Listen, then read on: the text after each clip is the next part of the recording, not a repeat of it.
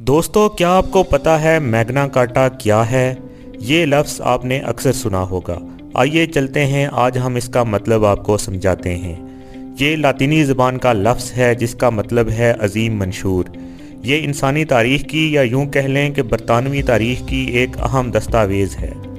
इसके ज़रिए अवाम ने 1215 ईस्वी में रेनीमेड के मकाम पर अपने बादशाह जान को मजबूर किया कि वो उन्हें ये 4 बुनियादी इंसानी हकूक़ दे दे, और बादशाह ने उनकी बात मान ली।